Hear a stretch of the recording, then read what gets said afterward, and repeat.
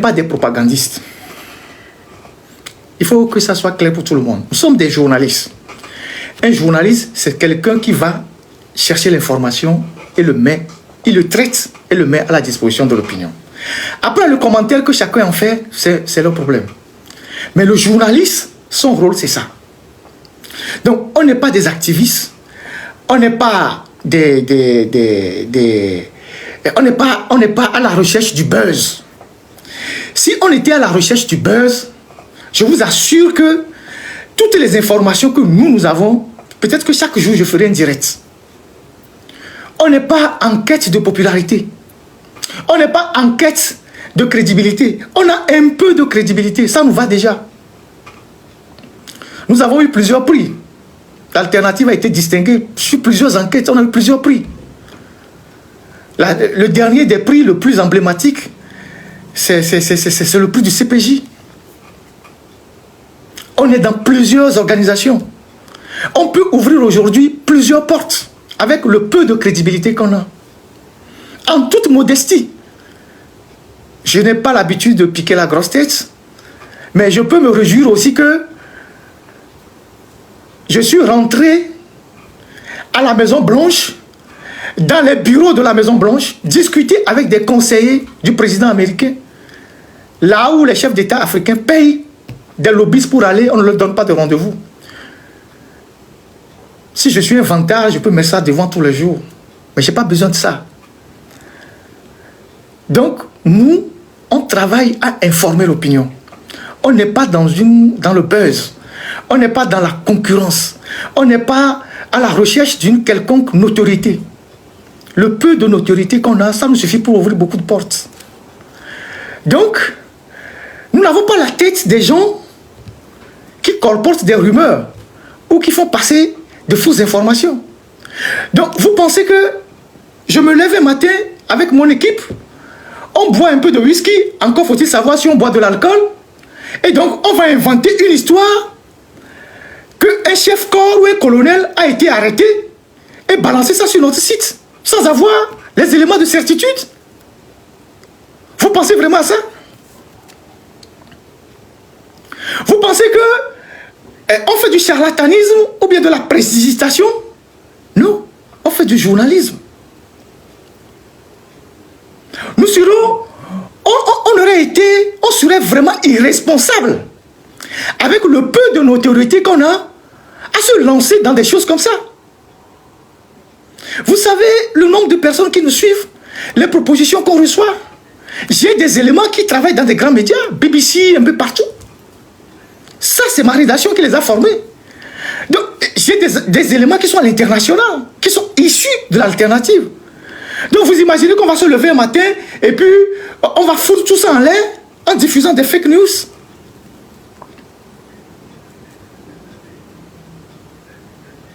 Alors, je ne crois pas. Je ne suis pas resté dans ma chambre ou avec toute mon équipe, on n'est pas resté quelque part et puis on a inventé un scénario pour sortir, je ne sais pas, d'un chapeau magique qu'on a arrêté les gens à Kara en donnant même des noms. Ces officiers qu'on a arrêtés là, puisqu'on a cité des noms, on les connaît où? Je ne connaissais même pas leurs noms. Je n'avais même pas leurs photos. Donc vous pensez qu'on peut se lever comme ça et jeter les gens en pâture s'il ne se passe pas quelque chose? Alors, l'article qu'on a servi la dernière fois, en disant que vague d'arrestation en cours à Kara, c'était du factuel. C'était pas un article.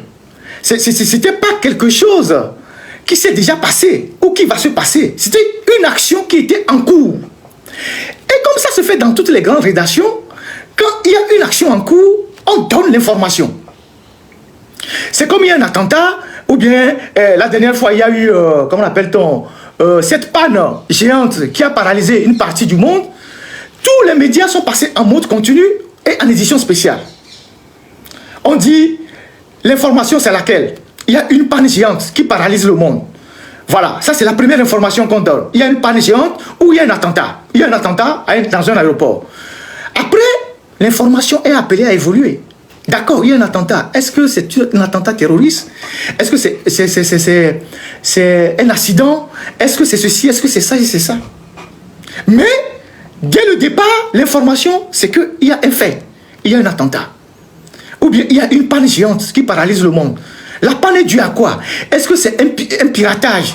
Est-ce que c'est un incident technique? Est-ce que c'est une mauvaise manipulation qui a paralysé le monde? Ça, c'est l'information qui est appelée à évoluer.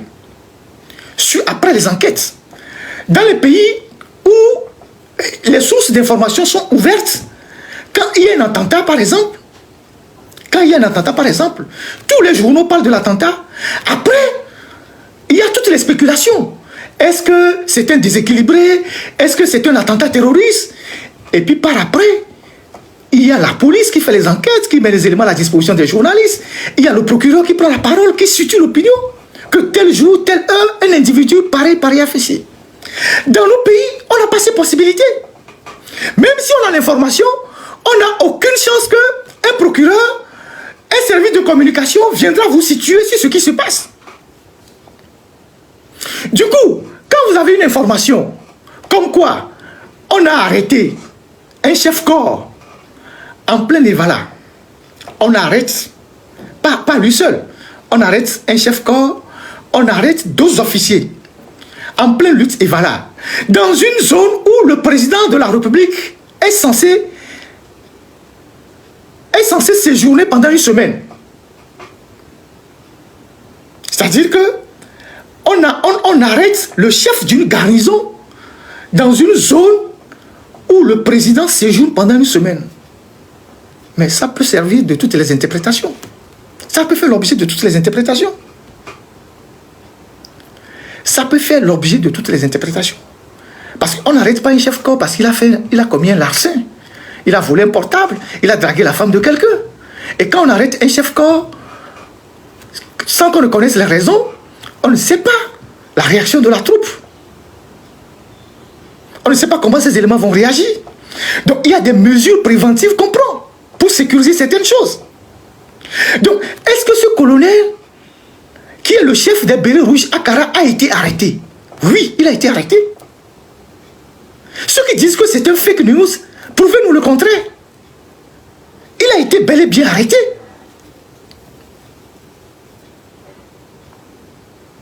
Il a été bel et bien arrêté. Et puis dans notre article, on n'a jamais dit nulle part qu'il voulait faire un coup d'État, c'est pour ça qu'il a été arrêté. Nous n'avons pas, il n'y a pas un seul mot coup d'État dans notre article. On ne l'a jamais dit. Ceux qui le disent, posez-leur la question pourquoi ils le disent. Nous, on n'a jamais dit ça. On comprend que c'est quelque chose qui s'est passé, que des gens voulaient gérer dans la discrétion totale. C'est quelque chose qu'ils étaient en train de gérer dans la discrétion totale quand nous, on a eu l'information.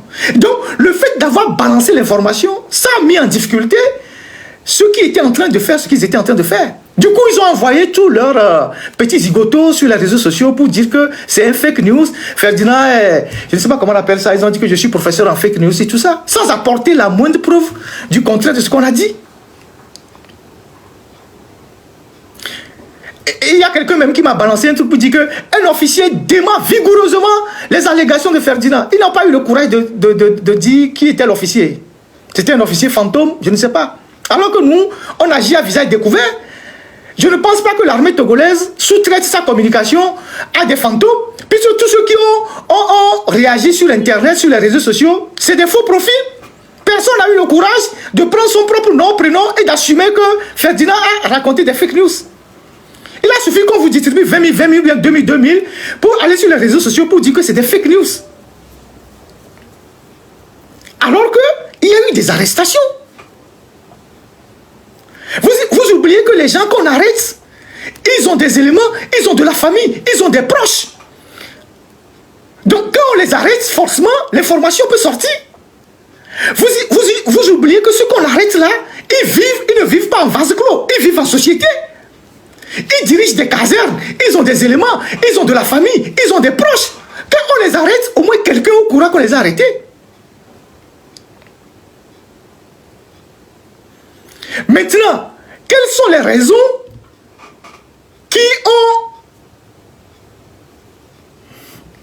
qui ont sous-tendu leur arrestation?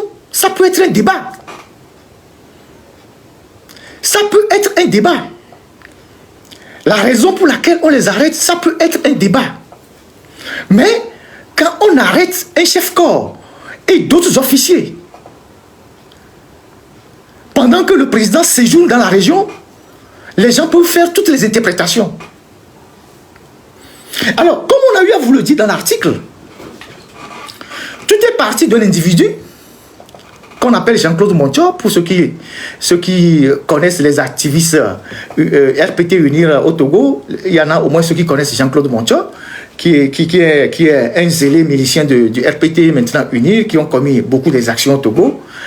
C'est lui qui a été arrêté premièrement.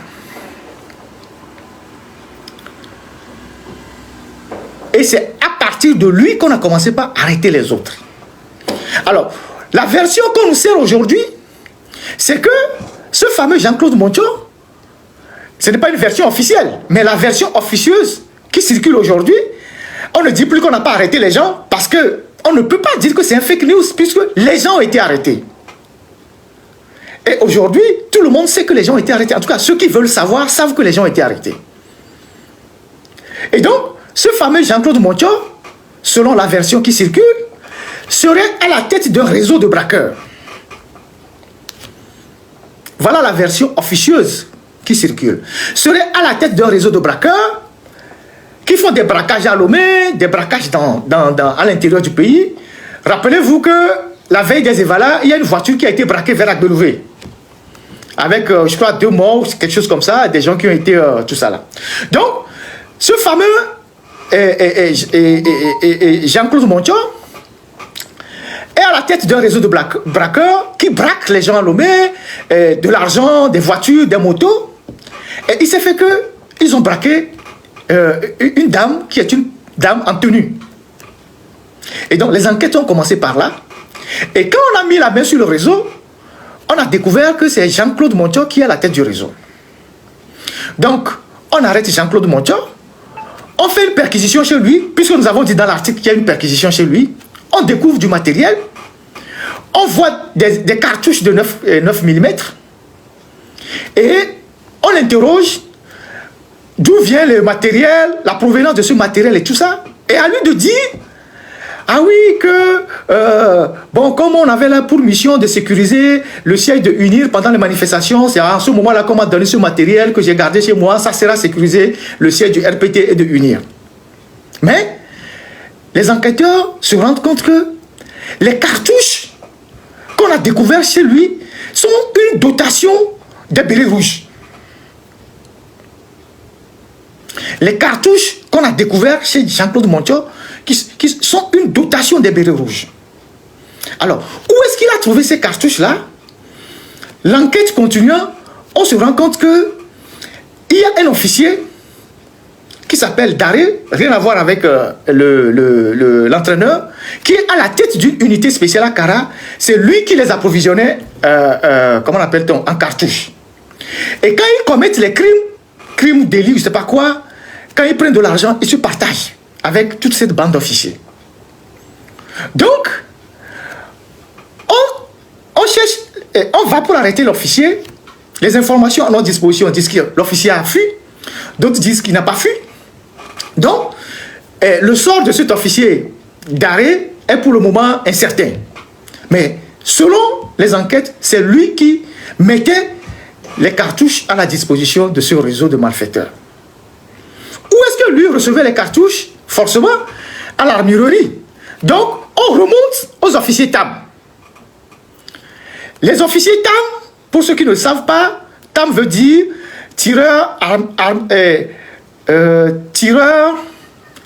armurerie de munitions, quelque chose comme ça. Voilà, c'est ceux qui gardent en fait les munitions. Donc, on ramasse les 2 officiers TAM, donc ceux qui sont chargés de garder les armureries, ils sont ramassés. Et comme c'est une dot, on se rend compte qu'il y a eu une disparition de beaucoup de munitions.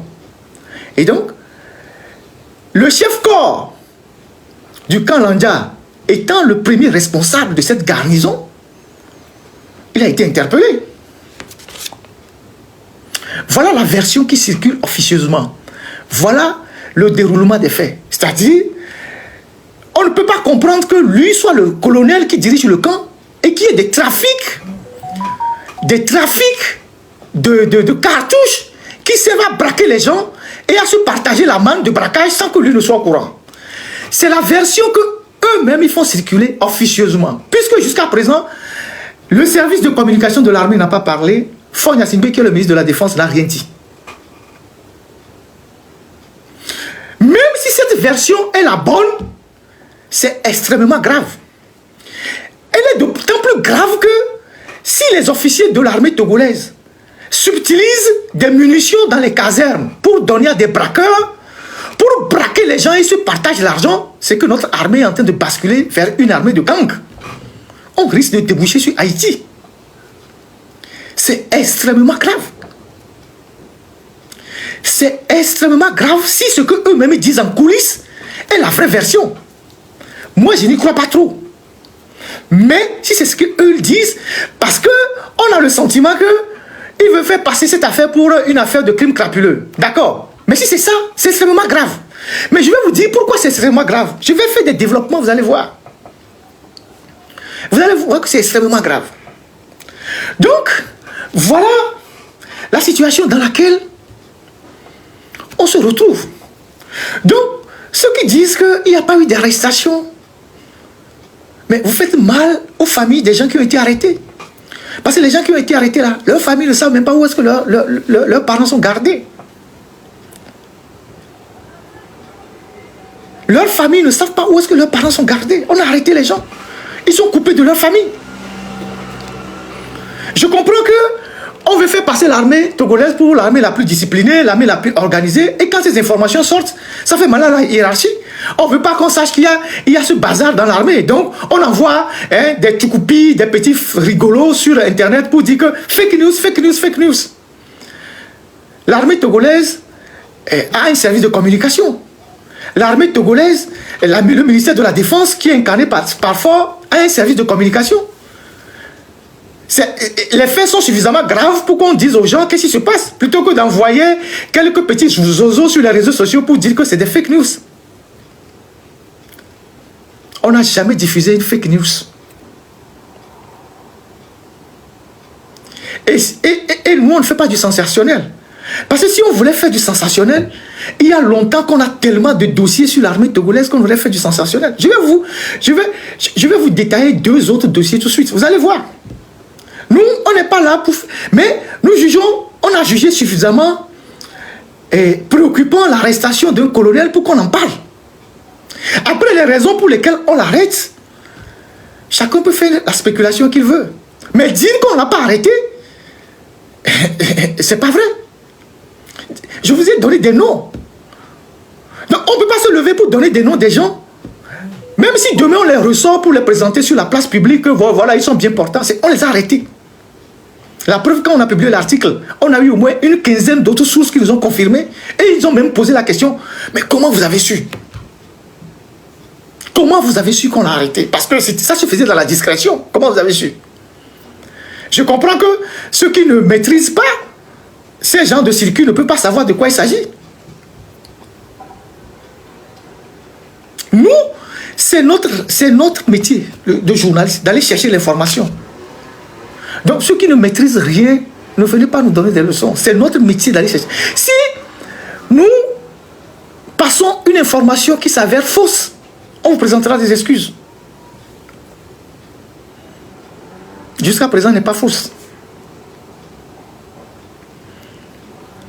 Elle n'est pas fausse. Vous pouvez même avoir votre propre frère dans l'armée, il peut ne pas savoir. Parce que c'est des choses qui sont gérées à un autre niveau. Je vous ai même dit la dernière fois dans l'audio qu'au sein de RPT Unir, là, il y a des gens. Le RPT Unir, c'est comme un globe terrestre. Hein. Il y a des gens qui sont au pôle Nord, ils ne savent pas ce qui se passe au pôle Sud. Hein. Ça aussi, il faut le savoir. Il faut le savoir. Donc, il n'y a jamais eu de fake news. Après, chacun peut faire l'interprétation qu'il veut. Et puis, nous n'avons jamais parlé de coup d'État. Concernant le colonel Tchamier, qui dirige le GILAT, ce que nous avons dit sur lui, c'est vrai. Tout est vrai, sur toute la ligne. C'est un colonel qui a disparu depuis un certain moment, il n'apparaît plus, mais c'est le chef du GILAT. Ça, c'est ce que je voulais dire sur le cas de ces militaires, l'article qu'on a publié et qui a suscité la polémique. Maintenant, comme je le disais tantôt, que nous, on ne se lève pas chaque matin pour faire des vidéos, parce qu'on ne recherche pas on ne recherche pas, on n'est pas à la recherche du buzz. Je vais vous donner 2 informations qu'on avait depuis et qu'on n'a pas publiées et qui concernent toujours l'armée. Et qui concernent l'armée. Aujourd'hui, on a parlé du grand malaise dans l'armée. Vous savez qu'il y a des désertions. On reviendra tout à l'heure sur les attaques qu'il y a eu ces derniers jours. Il y a des désertions dans l'armée. Vous le savez. Si vous ne le savez pas, en tout cas, il y a certains qui le savent. Mais il y a aussi beaucoup de gens dans l'armée qu'on reforme. Qu'on est en train de reformer. Il y a des gens qu'on arrête dans l'armée, qu'on garde à des lieux secrets, que les parents, leur famille n'arrivent pas à avoir accès à eux. Donc, en d'autres termes, l'armée qui est le pilier du régime est aussi victime du régime comme les civils, comme tout Togolais ordinaire. Donc, c'est important qu'on mette les projecteurs sur ce qui se passe dans l'armée. Pour appeler aussi nos frères de l'armée qu'on utilise souvent pour réprimer les civils, de prendre conscience qu'on est tous dans le même bateau. Joseph Kizerbo, qui est le plus grand historien, l'un des plus grands historiens de l'Afrique, il n'est pas le seul, a dit dans Demain l'Afrique que l'armée ne peut pas être un kyste dans la société. L'armée doit faire un corps. L'armée doit faire corps avec la société. L'armée vient de la société. Donc elle doit être dans la société. Elle ne peut pas être une entité en dehors de la société. Donc quand il y a une injustice qui touche nos frères qui sont des hommes en tenue, ça touche la société. Nous avons le devoir d'en parler. Parce que c'est des familles qui sont en deuil. C'est des familles qui sont dans la tristesse. C'est des gens qui sont coupés de leurs parents. Si nous ne leur manifestons pas notre sympathie, comment ils peuvent, eux, alors en retour, avoir de la sympathie pour la cause que nous défendons? On est dans une lutte politique. Si vous ne manifestez pas de la sympathie pour vos frères militaires, si vous ne partagez pas leur douleur, comment est-ce que demain, eux, ils peuvent partager vos projets avec vous? Donc, nous avons la responsabilité, le devoir de mettre la lumière sur les injustices que vivent nos frères militaires et leur faire comprendre que le système que vous soutenez ne vous épargnera pas ou ne vous épargne pas. À la moindre erreur, on va vous jeter en prison. C'est ça la réalité. C'est ça la réalité. Alors je vous parle, il y a au moins, je dis bien au moins, alors je vous parle, je fais ce live là, il y a au moins 350 soldats togolais qui sont en prison, ne serait-ce que à la prison civile de Lomé. À l'heure où je vous parle, il y a 350 soldats togolais qui sont à la prison civile de Lomé. Douaniers, policiers, militaires, je ne sais pas comment, gendarmes. Ils sont à la prison civile de Lomé. Tout corps confondu. Qu'est-ce qu'on leur reproche? Viol, braquage, je ne sais pas, divers délits. On parle même de règlement de compte. Il y a certains qui parlent même de purge. 350 militaires, c'est-à-dire hommes en tenue, c'est presque le tiers de la population de la prison civile de Lomé. 350 militaires, les hommes en tenue, quand je dis militaires, j'englobe tout le monde, qui sont à la prison civile de Lomé. La semaine dernière, ils ont déféré 38. Ils ont déféré 38 à la prison civile de Lomé. Ça veut dire qu'il y a un malaise dans l'armée.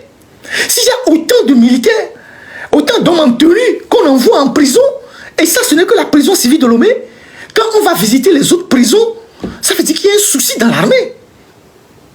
On peut se poser la question de savoir qui on recrute dans l'armée. Si on s'en tient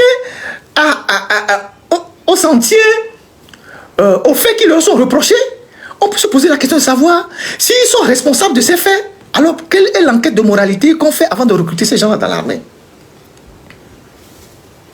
Et parmi ces 350 militaires, certainement que certains n'ont pas commis ces délits. Certains ont été peut-être arrêtés parce qu'ils n'ont pas fait preuve de loyauté, ou bien on les a soupçonnés de déloyauté. Est-ce qu'on n'a jamais dit ça? On sait qu'il y a ces gens-là. Le nombre augmente régulièrement, mais on ne l'a jamais dit. Vous pouvez aller à la prison vous renseigner. Ou vous pouvez demander à des juges, tout ça. Et beaucoup passent devant les juges avant qu'on les défère. Ils sont à la prison civile de Lomé, 350 militaires.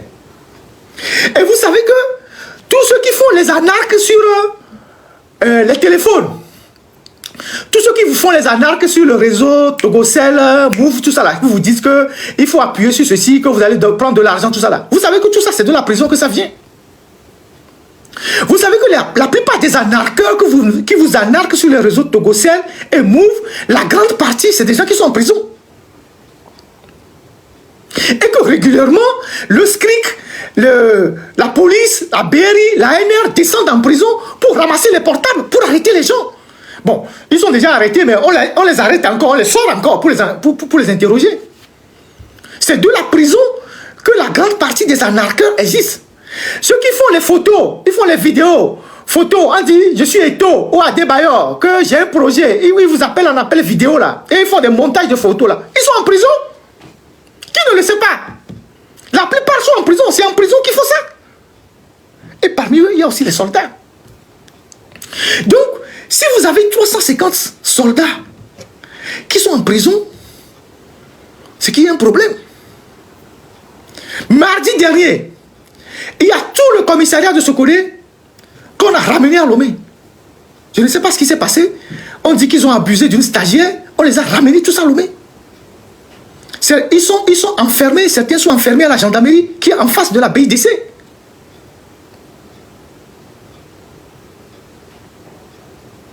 Tout le commissariat, ils ont été d'abord déférés à la prison et puis on les a extraits de la prison pour les retourner à la petite porte de la gendarmerie en face de la BIDC. Ils sont enfermés là-bas. La raison, c'est qu'ils auraient abusé d'une policière stagiaire. Ils ont été tous ramenés à Lomé. Donc, ces gens qui sont arrêtés sporadiquement, les familles ne savent même pas où ils sont enfermés. Ils n'ont aucun contact avec les familles. C'est des gens qui sont détenus au secret pour certains. D'autres disparaissent. Donc, c'est des familles qui sont en difficulté.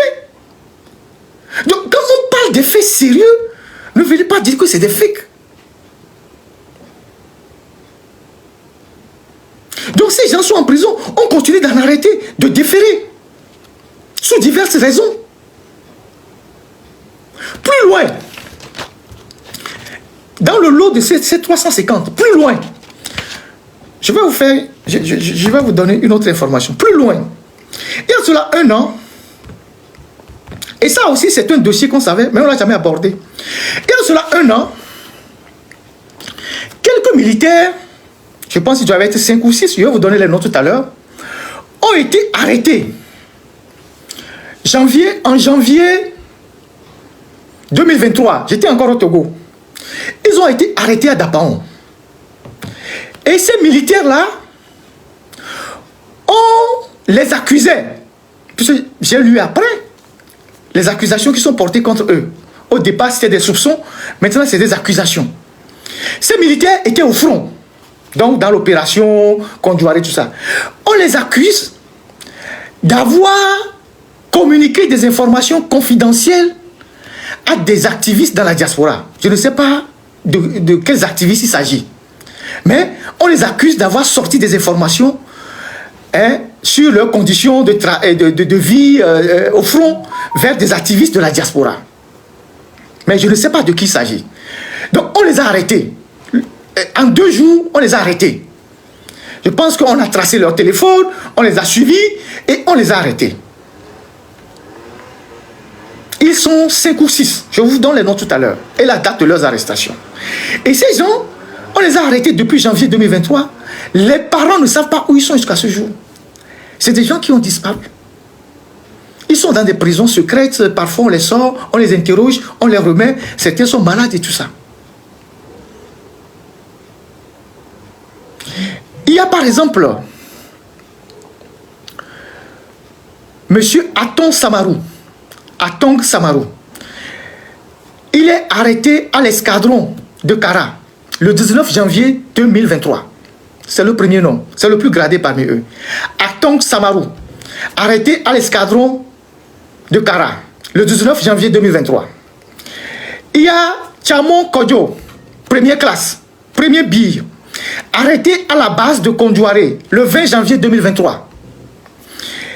Il y a Katanga Kapouin, 4e RI, arrêté à la base renfort de 5AC le 19 janvier 2023. Il y a Maloua Bagibassa, arrêté à la base de Chamonga, 19 janvier 2023. Il est première classe. Il y a Adam Abdul Gafarou, RCGP, je pense que c'est régiment commando de la garde présidentielle, première classe, arrêté au domicile du PR à Dapaon, le 19 janvier 2023. Les gars que je viens de citer, on avait cette information, mais on ne l'a jamais rendue publique. Pour vous dire qu'on n'est pas dans une course d'information. Ces gars, ils ont été arrêtés depuis 1 an. Les familles ne savent pas où on les a gardés. Je ne suis pas sûr qu'ils ont d'avocats. Ils ont été gardés dans des lieux secrets, traînés à Lomé un peu partout, parfois à la gendarmerie, en face de la BIDC, parfois dans d'autres endroits. Ils sont là.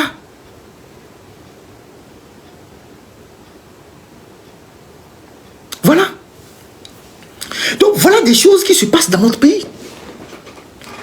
Et qu'on ne vous dit pas tous les jours.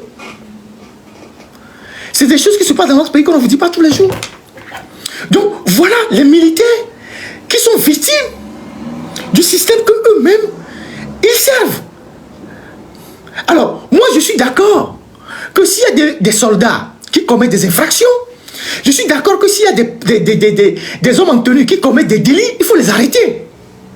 Je suis d'accord. Il ne faut pas qu'il y ait de l'amalgame. Mais encore faut-il que ce soit vraiment ça. Et que même au-delà, qu'on ne s'arrête pas seulement à ceux qui commettent ces genres de délits. Ceux qui tuent les opposants là, on les arrête. Les soldats qui ont tué les petits élèves à Dapaon là, Anselme et Sinandare, on les a arrêtés. Ils sont où? Ceux qui ont tué le petit Zoumeke à Bekota, ils ont été arrêtés. Ils sont où? Celui qui a tiré sur le petit mécanicien à Goué, dont le corps est toujours à la morgue de Thévier, il a été arrêté. Il est où? Celui qui a tiré sur le mécanicien Mohamed à Avedi, il a été arrêté. Il est où? Il a été jugé. Donc, il ne faut pas que les crimes dont les soldats se rendent coupables soient traités à la carte. On n'est pas dans un buffet où on choisit le repas qui nous intéresse. Si aujourd'hui, on défère autant de soldats en prison pour des délits et des crimes, qui sont des trucs crapuleux, mais quand il y a des crimes économiques et des crimes de sang contre les citoyens, des crimes politiques, il faut aussi arrêter les gens. Allons dans la même logique que les dirigeants. Allons dans la même logique que les dirigeants. Vous arrêtez les gens, d'accord, parce qu'ils commettent des infractions, des délits, des crimes, d'accord. Mais arrêtez ceux qui aussi tuent les gens, pour vous, politiquement. Les miliciens qui ont agi à Douma Sessé, vous les avez déjà arrêtés? Il faut arrêter tous ces gens-là. Si tant est que vous voulez mettre de l'ordre dans l'armée. Donc, vous n'allez pas juste envoyer les gens en prison parce qu'ils ont fait preuve d'indiscipline, ils ont fait des braquages, ils ont arrêté. Mais arrêtez ceux que vous utilisez aussi pour commettre des crimes pendant les manifestations politiques. Tous ceux qui ont tué pendant 2017, vous les avez arrêtés? Vous ne les avez pas arrêtés? Voilà ce qui se passe autour de notre armée. Maintenant, une dernière information avant que je ne bascule dans les attaques, parce que pour les attaques qui ont eu lieu, c'est un grand deuil, mais on va expliquer un certain nombre de choses. La dernière information que je voulais partager avec vous, qu'on avait et qu'on n'a pas rendu public, un jour, si vous vous rappelez, j'ai dit dans un de mes lives que les autorités ou les barons qui font le zèle, qui font leur petit numéro, qui font quoi là? Le jour où ça va chauffer, Ce sont les soldats qui sont dans leur propre maison, qui les gardent, qui vont les arrêter. En fait, je faisais allusion à quelque chose. Je n'ai pas voulu aller dans les détails. Bon, les gens ont entendu ça comme ça, mais je n'ai pas voulu aller dans les détails. Et c'est vrai ce que je dis.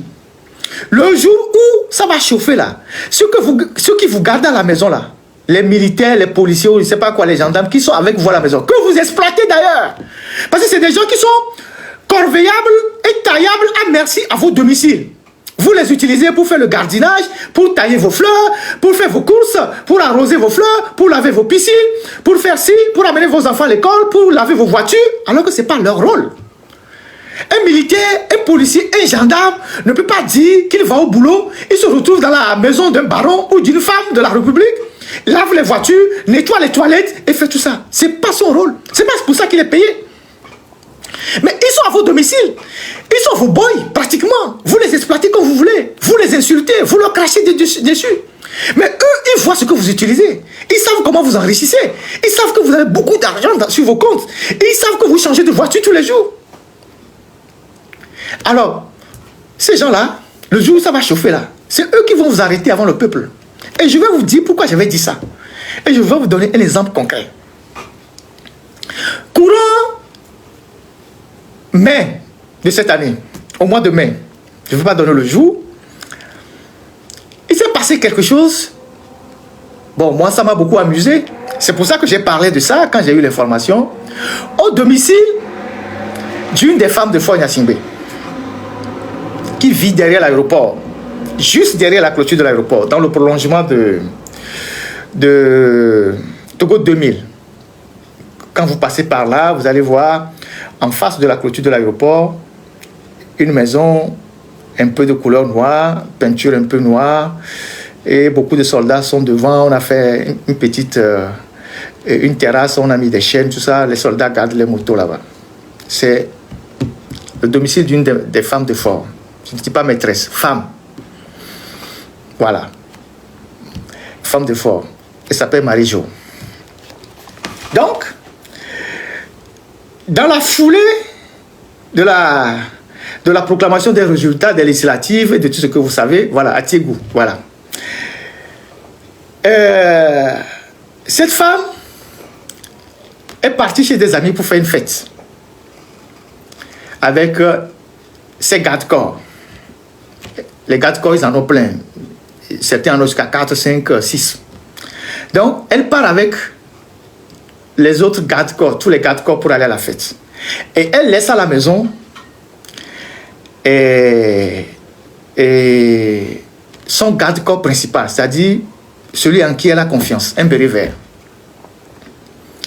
Elle le laisse à la maison pour veiller sur la maison. Ok. Ce dernier, sachant que sa patronne est partie pour une fête, elle va rester un peu longtemps, il appelle le garage central pour demander une voiture au nom de sa patronne, que sa patronne a besoin d'une voiture. Et comme on ne refuse rien aux femmes de la République, parce que, voilà, elles ont tous les passe-droits, aussitôt dit, aussitôt fait. Le monsieur allait chercher la voiture, et comme c'est l'homme de confiance, il a accès à toutes les chambres et tout. Donc, il rentre, il ramasse tout ce qu'il peut ramasser, il prend le coffre-fort, tout, et puis, il disparaît. Il disparaît. Et la patronne revient et on signale le forfait. Et on déploie plusieurs unités pour se lancer à sa recherche. On a sollicité les relevés d'appel rapidement pour savoir qui l'a appelé, tout ça. Tous ceux qui l'a appelé dans la foulée, on les a ramassés. Dont certains de ses neveux, les innocents, tout ça, on les a ramassés. Donc, on a ramassé les gens. Et lui, il prend la voiture avec son butin et pour disparaître, il va laisser la voiture quelque part. Il ne l'a pas brûlée comme les bandits le font en Europe, aux États-Unis. Parce que s'il brûlait la voiture, les gens, là où ils brûlent la voiture, on devait savoir qui a amené cette voiture, pourquoi il a abandonné la voiture quelque part, voilà l'expression. Et il s'est fondu dans la nature. Donc, on a ramassé tout ce qu'on peut ramasser. Certains sont encore en prison. Les familles ne savent pas où ils sont. Les familles ne savent pas où ils sont. On a ramassé les gens. On a lancé Interpol contre lui. C'est un bérévé, il est de Dapaon. On est allé dans son village qui s'appelle le Togou. Bon, Dapaon dans les savanes, un village qui s'appelle le Togou. Ils sont allés dans son village faire des perquisitions. Bousculer quelques jeunes là-bas. Et on a signalé Interpol. Le gars est recherché jusqu'à ce jour. Et ce gars a cassé le coffre-fort avec certains de ses amis. Ils se sont bien servis. Il y avait les bijoux, euros, dollars. Bon, les CFA, ils ont partagé. Donc, avant de disparaître dans la nature, il a gratifié certains de membres de sa famille. On est allé, on a ramassé tous ces gens-là. Et jusqu'à ce jour, ok, le Togou, c'est dans le Dapan, voilà, c'est le village. Ils sont allés dans le village faire une perquisition là-bas. Et donc, ils sont allés faire une perquisition dans le village. Bousculer quelques jeunes. Certains ont dû se mettre à l'abri. Donc, ils ont mis les moyens de l'État pour faire une chasse à l'homme. Et ils ont ramassé les gens. Et on a mobilisé les moyens de l'État pour traquer ce monsieur qu'ils n'ont pas retrouvé jusqu'à ce jour. En tout cas, selon mes renseignements, pas encore retrouvé, je ne sais pas s'ils l'ont pris. Il a disparu dans la nature. Et donc, ces proches qui ont été arrêtés, dont certains jeunes innocents, ils sont encore détenus dans des lieux secrets. Les familles sont en train de les chercher. Donc, vous voulez qu'on ne parle pas de ces choses-là? Ce sont des choses qui se passent au Togo, où il y a des lieux de détention cachés, où les militaires sont détenus, des civils sont détenus. C'est ça le Togo. C'est ça le Togo. Donc, c'est pour ça que dans une vidéo, j'avais dit que le jour où ça va chauffer, ce sont les militaires qui gardent ces barons-là, qui vont les terminer, qui vont les arrêter même avant le peuple. Parce que ces gens-là, il y a un décalage entre le niveau de vie de ces gens-là et les militaires qui les gardent. Parce que personne ne peut garder quelqu'un qui vit dans le luxe et lui, il est dans la pauvreté. À un moment donné, l'instinct humain l'amène à réagir. Donc, ce soldat, qui était un soldat loyal, qui gardait cette dame depuis des années, qu'est-ce qui a pu le pousser à passer à l'acte, à aller casser le coffre-fort de sa patronne, à prendre l'argent, les bijoux et à disparaître? C'est parce qu'il est dans le besoin. Parce que les autres sont dans un luxe insolent.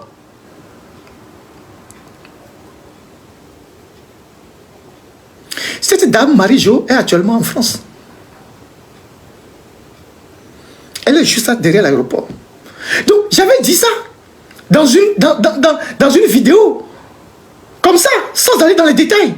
Donc, pour dire à tous ceux qui, parfois, sortent pour dire qu'on partage des fake news, si nous, on veut parler là, le Togo va péter.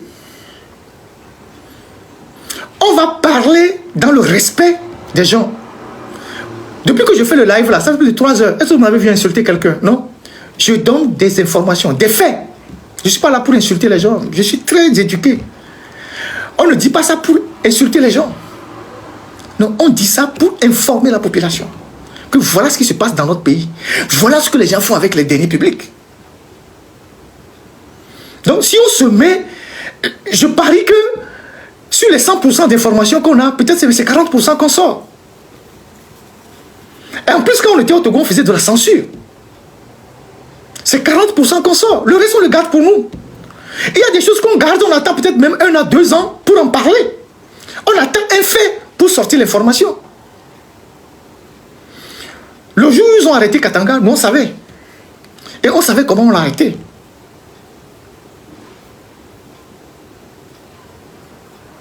Donc voilà ce que moi je voulais partager avec vous sur le cas de nos militaires. Et on parlera de plus en plus de l'armée. Et je vais terminer ce live avec les attaques qui se sont passées ces 2 jours dans le Pendjab pour dire que d'abord il faut que nous portons en mémoire, nous partageons le deuil de tous ces soldats qui perdent la vie pour défendre la nation. Parce que tout ce qui se passe au nord du Togo est quelque chose d'assez horrible, quelque chose d'assez sérieux qui se passe là-bas. On peut pas aborder ces questions avec beaucoup de légèreté. Ce qui se passe là-bas, c'est très dangereux pour notre pays.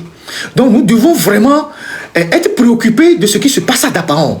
Et ce sont nos frères soldats qui perdent la vie là-bas à cause de l'incompétence, du laxisme et de la négligence de nos dirigeants. À cause aussi des choix diplomatiques hasardeux de Faure et son ministre des Affaires étrangères qui font des affaires au Sahel et qui exposent nos militaires.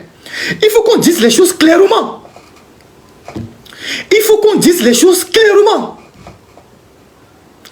Tout ce qui arrive là, c'est à cause de la diplomatie hasardeuse du Togo qui expose les militaires. Aujourd'hui, je viens de vous dire que plus de 350 hommes en tenue sont en prison, civils de Lomé. On continue d'arrêter les gens, certains désertent. Vous savez pourquoi il y a ça? Parce qu'il y a la famine dans l'armée. Et vous savez pourquoi il y a la famine dans l'armée? Parce que les militaires sont mal payés. Non seulement ils sont mal payés, les petites missions de l'ONU qu'ils organisaient, qu'ils allaient pour gagner un peu d'argent, pour construire leur petit piole, des petits copains, on leur a arraché ça. À cause de nos incongruités. À cause de nos incongruités. À cause de nos choix diplomatiques hasardeux. Parce que Faure Gnassingbé, il veut s'appuyer sur les gens du Sahel pour pérenniser son pouvoir.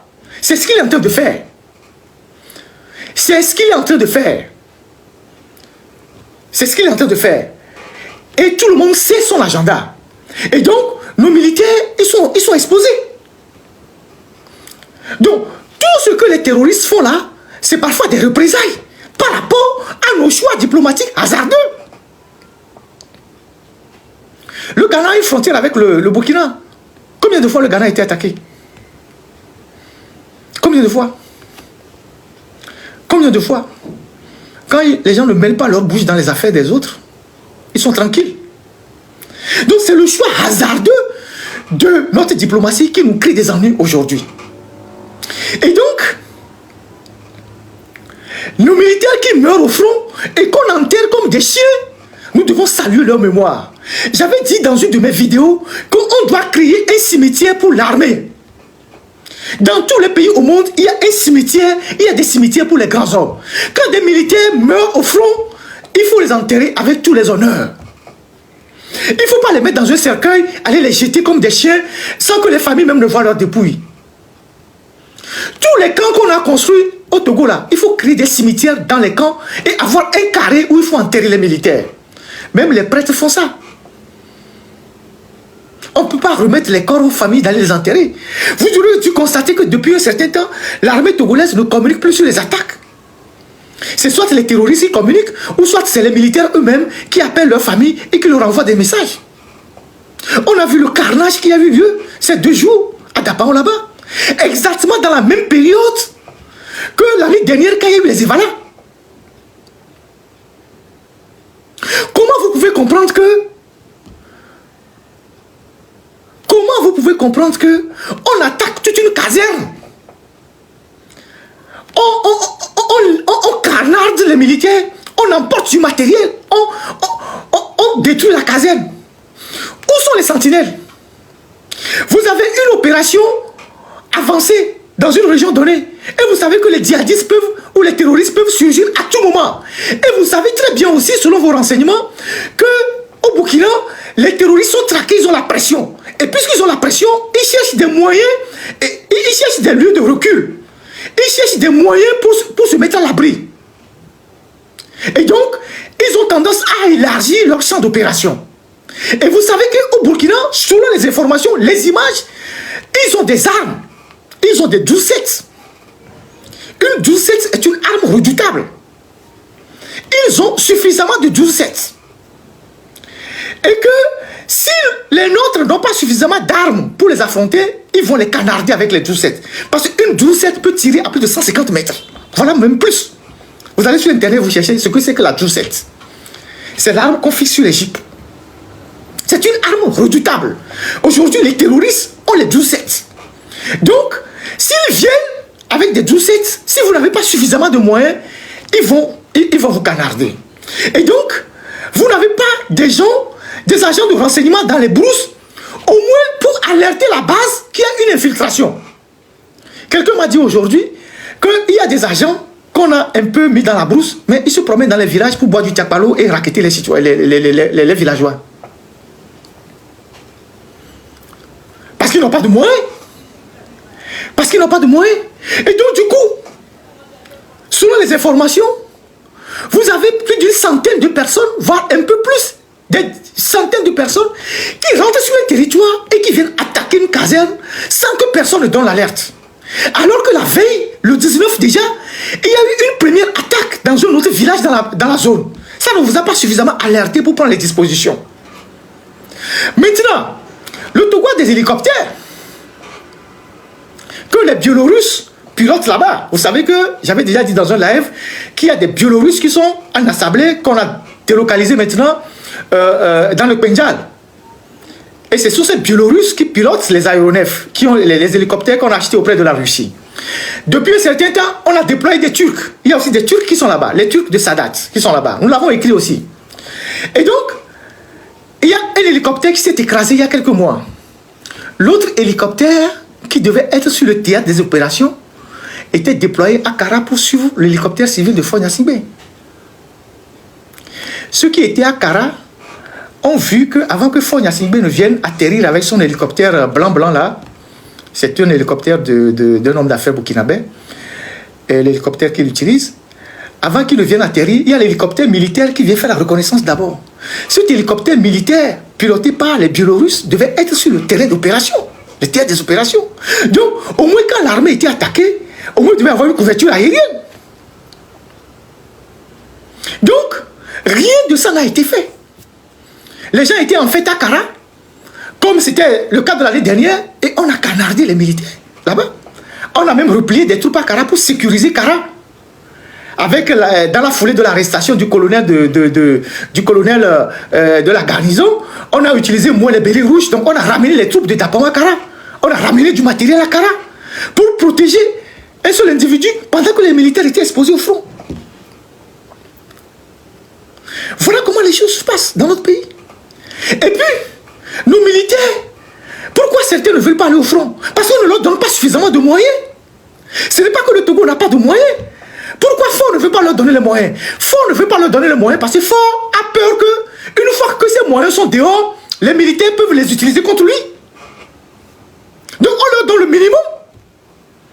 Dans les pays où il y a eu les coups d'État, c'est des militaires qui sont revenus du front pour renverser les pouvoirs qui sont dans la capitale. Donc il connaît le mode opératoire.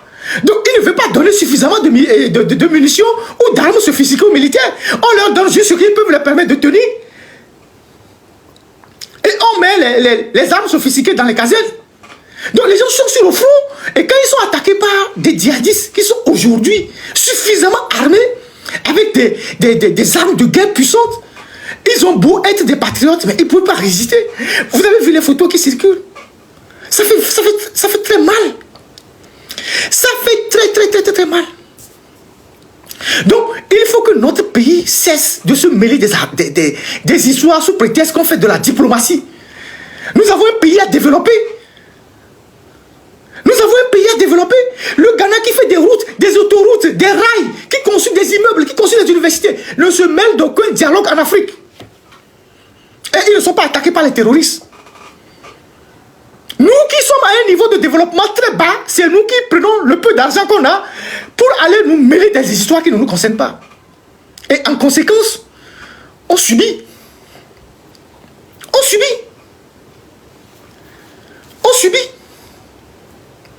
Je suis d'accord que la menace, elle est régionale, elle est réelle. Mais si vous tenez tranquillement dans votre pays, personne ne viendra vous provoquer. Mais quand vous allez mêler, parce que les terroristes, ils sont très bien informés.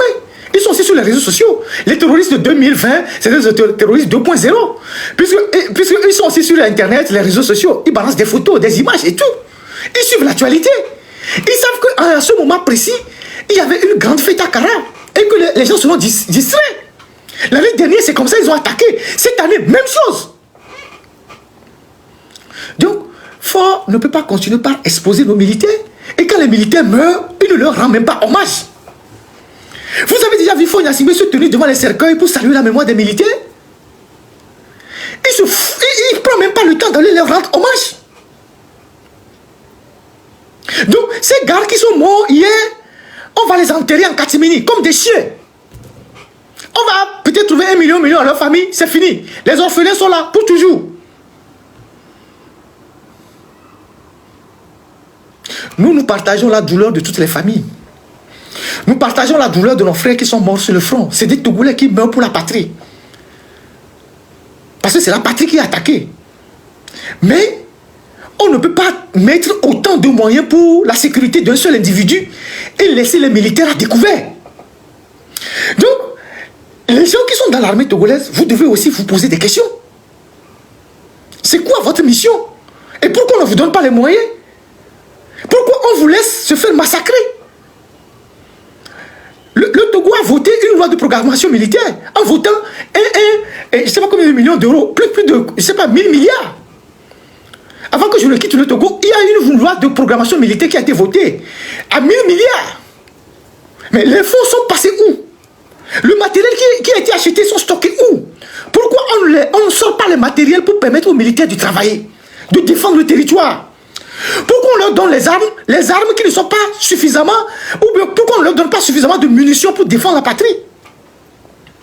Comment se fait-il que plus de 100, 200, 300 terroristes peuvent rentrer sur le territoire sans qu'il y ait une sentinelle qui puisse informer la base que des gens arrivent pour que la base puisse se préparer? Comment est-ce que c'est possible? Les drones qu'on a achetés, les drones sont à Niamtougou, à 200 km des théâtres d'opération. Les drones sont à Niamtougou, parce que c'est à Niamtougou que Fort atterrit tous les jours, il va et vient à Lobé. Donc c'est là-bas qu'il faut protéger. Les drones sont à Niamtougou. Les drones ne sont pas sur le théâtre des opérations. À un moment donné, il faut qu'on dise la vérité au peuple. Et parler directement aux militaires. Vous êtes nos frères. On ne peut pas permettre qu'on vous tue comme ça, comme des chiens. Si vos dirigeants sont incompétents, il faut leur demander des comptes. Si vos supérieurs sont incompétents, il faut leur demander des comptes. C'est ça la réalité. Aujourd'hui, vous avez le choix, soit de mourir sans armes sur le front des opérations, ou d'aller en prison, ou la désertion. Parce qu'il y a ceux qui partent, et il y a ceux qui meurent, et il y a ceux qu'on jette en prison. Donc vous êtes autant victime de la dictature que l'ensemble des Togolais réunis.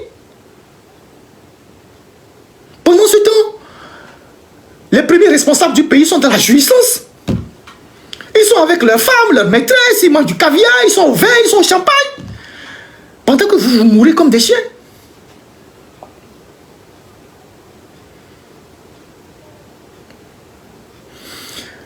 Donc, chers amis, chers compatriotes, voilà ce que je voulais partager avec vous aujourd'hui. Et voilà ce que je voulais dire sur les dernières attaques qui ont eu lieu. Vraiment, c'est des attaques qui nous font très mal. Et ça déchire le cœur. Moi, j'ai vu des images, j'ai pas pu les voir 2 fois. Voir tous ces jeunes dynamiques, pleins de vie, qui ont été massacrés par ces fous, je ne sais pas si on peut les appeler les fous de Dieu. C'est hors la loi. Je pense que nous partageons la douleur des familles et nous demandons plus de moyens à nos militaires pour défendre le territoire. On demande plus de moyens à nos militaires pour défendre le territoire. Et Fort ne peut pas penser à sa seule sécurité et faire la rétention des moyens qui doivent permettre aux militaires de sécuriser le territoire. S'il gouverne bien le Togo, personne n'attendra à sa vie. Il était à Kara, dans sa propre région, et il se déplaçait de canton en canton en hélicoptère. C'est normal. La préfecture de la Kosa, c'est pas un vaste territoire. C'est des cantons qui sont continus, où on peut aller en voiture. Mais il y allait en hélicoptère. Vous avez constaté ça?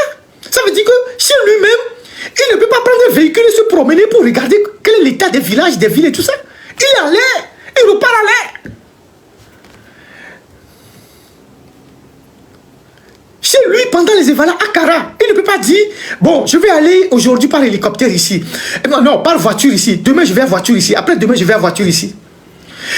Pour des endroits qui ne font pas, pour des localités qui ne font pas 70 km de rayon.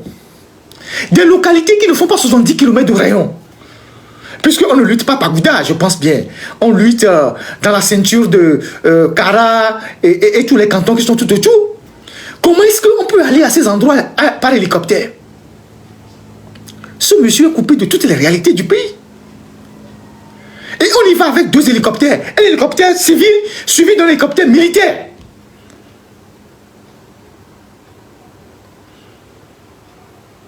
Dans un rayon de 70 km², même pas. Un président se déplace par hélicoptère, de village en village.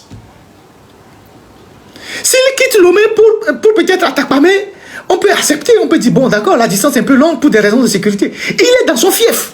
Il va d'un canton à un autre en hélicoptère. Mais c'est incroyable ça. Voilà la réalité du Togo. Voilà la réalité qu'ils ne veulent pas que les gens sachent. Nous, on va continuer notre mission d'information. On va continuer par parler aux Togolais. On va continuer par parler aux Togolais de toutes les couches. Parce qu'il y va de l'avenir de notre pays. Notre pays est au fond du gouffre. Notre pays s'enfonce tous les jours. Et notre pays est dans les mains des gens extrêmement méchants. Ils n'ont aucun égard pour la population. Ils s'en foutent. Tout ce qui les intéresse, c'est de s'enrichir, s'enrichir, s'enrichir. Ils font rien pour leurs frères, rien pour leur village, rien pour leur localité, rien pour le pays. Les luttes et valas sont finies. Kara va retourner dans la misère habituelle. Il faut attendre encore dans un an.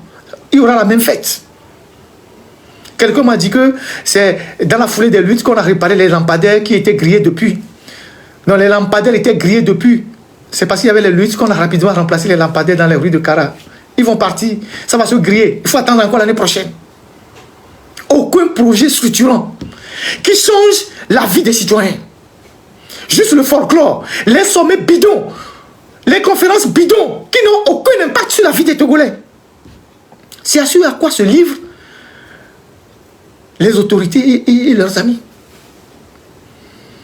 Donc, pensons à tous ces militaires qui ont perdu la vie, pensons à leurs familles, pensons à leurs proches, et portons-le dans nos prières, et interpellons les autorités puisqu'on leur donne plus de moyens pour défendre la patrie. Parce qu'on a débloqué les moyens. On a voté une loi de programmation militaire pour 1000 milliards. Où sont passés les fonds? Voilà, il y a un ami qui dit que les rayons des villages qui lui disent c'est autour de 40 km. Comment on peut se déplacer? Comment on peut se déplacer dans une zone de rayon de 40 km en hélicoptère? Dans son propre fief. Ça veut dire que on a peur de quoi? Ça veut dire qu'on ne touche même pas les réalités. On ne peut pas prendre un véhicule pour se promener dans les villages, pour toucher les réalités. En 1962, pour votre information, en 1962, Sylvanus Olympio a fait une tournée sur l'ensemble du territoire togolais. Il est resté à Kara, il a dormi à Kara. Cette vérité, et Adema et Sibi l'ont extirpé des archives. Ils n'ont jamais voulu qu'on sache. Parce que si on savait que Sylvanus a fait Kara, dormi à Kara, ça mettait à mal la stratégie qui leur a permis de prendre le pouvoir, à savoir que Sylvanus n'aimait pas les gens de tel endroit. Sylvanus a dormi à Kara. Il est allé dans tous les villages de Kara. Les images sont là. Il a parlé avec les populations. En 1962, le Togo venait d'être indépendant. Partout où il devait passer, il a dit des choses. Comment est-ce que le développement du pays va se faire? Le pays venait d'être indépendant. Voilà ce qu'on va faire. Il est allé dans les villages. Ils ont tenté, ils ont mis ça de côté dans les archives pour que les gens ne savent pas ça. Alors, Sylvanus, à ce que je sache, mais aujourd'hui, Fonya Singbe, il va dans son fief. À 40 km de rayon, il se promène en hélicoptère. 2 hélicoptères. Un civil, un militaire qui suit. Dans son propre village. Il a peur de quoi? Et s'il a peur, comment est-ce qu'il va pouvoir s'asseoir un jour pour penser développement? Puisque s'il a peur, c'est qu'il a des instincts de survie. Donc il se replie sur lui-même. Donc quand est-ce qu'il aura le temps de s'asseoir pour penser le développement du pays? S'il est dans sa bulle et il a peur d'un danger permanent, quand est-ce qu'il va être à l'aise, libre, pour parler du développement? Dans les semaines qui viennent, je vais vous lire des archives. J'ai des archives. Je suis un historien de formation. Hein. J'ai des archives. Je vais vous lire des archives. Et vous allez voir comment le Togo était. est-ce qu'il est devenu aujourd'hui?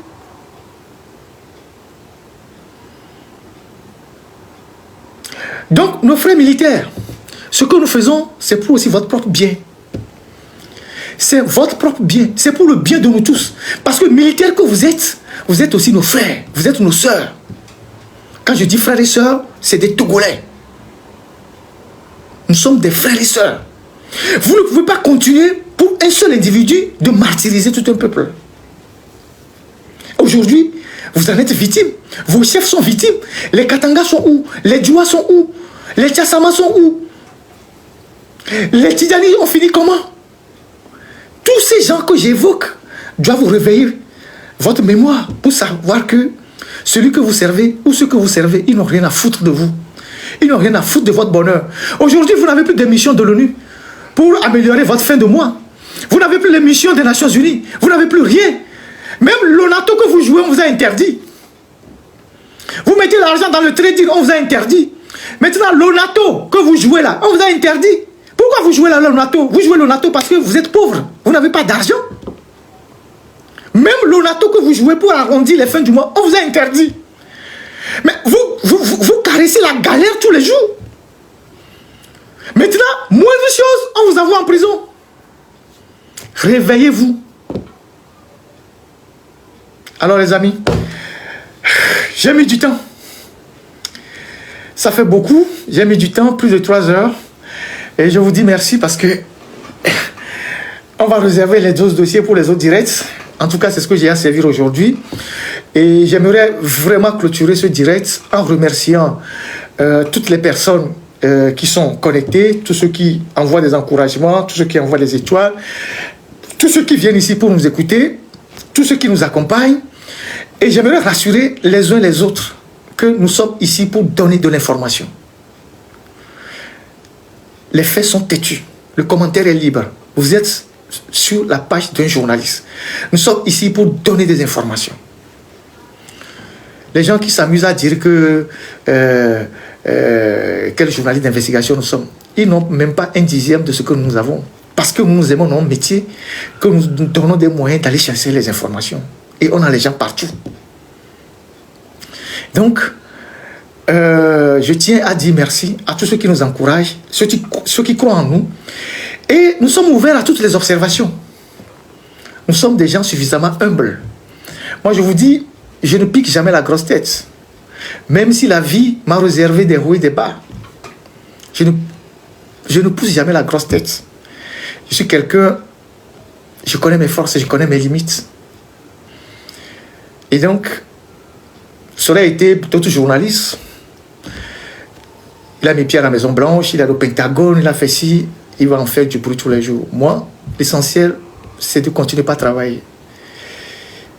Et de travailler en toute honnêteté, de donner des informations justes.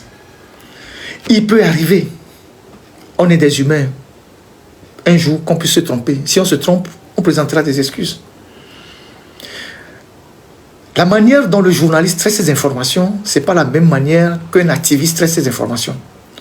Le souci premier du journaliste, surtout qu'il est encore un journaliste d'investigation, c'est de protéger ses sources. Quand nous avons fait le pétrole ghetto au Togo, on a beaucoup soupçonné des gens au Togo. On a licencié des gens, on a soupçonné des gens, on s'est séparé des gens. Mais aucun de ceux qu'on a soupçonnés n'était l'informateur. Jusqu'à ce jour, personne ne sait qui a sorti cette information. Parce que c'est la responsabilité du journaliste de protéger ses sources. Et le journaliste, même quand on l'arrête, on le met un couteau sur la gorge, il ne doit jamais donner sa source. Donc, la manière dont le journaliste traite l'information n'est pas la même manière qu'un activiste ou je ne sais pas quoi traite l'information. Le souci premier d'un journaliste d'investigation, c'est de protéger sa source. Parce que s'il perd la source, il perd l'information. Vous savez comment Mediapart s'est imposé en France? Mediapart a en France des gens partout, dans la police, dans la justice, partout, dans l'armée, partout. Dès qu'il y a ils ont toutes les informations. C'est un travail qui se fait et c'est une crédibilité qui se gagne avec le temps. Donc il ne nous viendra jamais à l'esprit de venir ici, pour quelque raison que ce soit, de partager des fake news ou bien de publier des informations qui sont fausses. Si on le fait un jour, on présentera des excuses. Si quelqu'un vient dire que nous avons publié une information qui est fausse, demandez-lui la vraie. Demandez-lui la vraie. Je ne dis pas que nous sommes infaillibles. Donc, voilà ce que je voulais partager avec vous aujourd'hui. Je reçois énormément de messages des Togolais. Je reçois des sollicitations. Je sais que ma voix porte beaucoup. C'est pour ça que les Togolais me sollicitent parfois. Et je ne peux pas donner une suite à tout le monde. Il y a des gens qui viennent avec des problèmes privés. On m'a fait ci, on m'a fait ça. Et qui ne relèvent pas de l'intérêt général. Je leur donne des conseils, ce qu'il faut faire. Peut-être voir un avocat, peut-être porter plainte, peut-être faire ci. C'est ce que nous faisons pour aider nos frères et sœurs. Et quand vous avez des informations sur ce que le Togo est devenu aujourd'hui, vous avez mal au cœur. Surtout quand vous prenez les crimes économiques au Togo. Aujourd'hui, les crimes économiques au Togo dépassent les crimes de sang. Si on doit demain juger des gens pour des crimes économiques au Togo, on peut mettre un peloton d'exécution. On peut passer des jours et des jours à exécuter des gens. Parce que des gens, aujourd'hui au Togo, ont pris la liberté avec les deniers publics. Et ça, c'est avec l'appui et la complicité de Faure, le soutien de Faure Gnassingbé. Vous avez des gens qui meurent au Togo, qui n'ont même pas 5 000 francs pour aller se faire soigner. Mais vous avez des gens qui brûlent l'argent dans leur maison. Vous avez des gens qui mettent de l'argent dans les puisards. Vous avez des gens qui mettent de l'argent maintenant dans les tanks, dans les polytanks. Vous avez des gens qui achètent des maisons en Occident, personne ne vit dedans. Pendant des mois, ils payent des charges. Et ces gens, au départ, c'était des pauvres. La justice que nous cherchons, l'équilibre des biens que Dieu nous a laissés au Togo que nous cherchons, le partage équitable des richesses que nous cherchons doit nous amener à être exigeants envers les dirigeants. Il n'est pas normal qu'au Togo, des gens soient dans le super luxe et que des gens sont dans la super pauvreté. Donc, nous devons nous organiser. Et l'organisation passe d'abord par l'information, la vraie. Voilà ce que moi je voulais partager avec vous. Et je tiens à remercier les près de 1800-1900 personnes qui étaient réunies dans ce live aujourd'hui. Merci pour la confiance. Je ne suis pas toujours encore sur TikTok, comme je vous l'ai dit. Je ne suis pas à la recherche du buzz. Je suis tellement bousculé par beaucoup de choses. Donc, pour le moment, je me contente sur Facebook. J'arriverai sur TikTok dès que mes amis techniciens vont... Parce que je vais faire TikTok et Facebook de manière synchronisée. Donc, les techniciens ne m'ont pas encore mis les choses à disposition. Donc, je le fais pour Facebook pour le moment. C'est vrai que ça me prend du temps. Mais ne vous énervez pas. On débarquera sur TikTok bientôt. Et quitte à reprendre les choses que nous faisons ici. Vous priez pour nous, parce que le mal peut nous atteindre partout. Hein? Parce qu'on combat un régime qui a des réseaux partout. Ça peut nous atteindre partout. C'est vrai que nous-mêmes, on est suffisamment assez prudents. On est suffisamment prudents, mais on ne sait jamais. Donc, priez pour nous et nous allons continuer par faire le travail pour venir vous informer, vous partager les bonnes informations avec vous pour que chacun soit à un niveau d'information assez juste pour notre pays. Et donc, je vous salue tout le monde, merci beaucoup et je vous souhaite un bon début de semaine pour la semaine qui arrive. Et comme j'ai eu à le dire, si vous avez des observations, nous sommes ouverts. Et prions pour nos frères aussi qui sont en prison, tous ceux qu'on jette en prison pour un vie ou un an. Prions pour ceux qui sont dans des prisons que nous n'arrivons pas à identifier parce qu'il y a plein de lieux de détention cachés à Lomé. Et prions pour ces gens-là, pour que leur famille les retrouve en vie. Et prions pour l'ensemble du peuple togolais et que Dieu nous donne la force et le courage de continuer cette lutte-là pour notre liberté commune. Aujourd'hui, vous avez des gens qui sont dans le système, qui sont fatigués. Mais ils n'ont pas le courage de parler. Des gens sont fatigués. Des gens n'en peuvent plus. Tout ce que vous voyez là, c'est de l'apparence. Les gens n'en peuvent plus. Les gens sont fatigués. Les gens sont conscients que le pays est dans l'abîme. Et c'est nous, cette minorité-là, qui vont les libérer.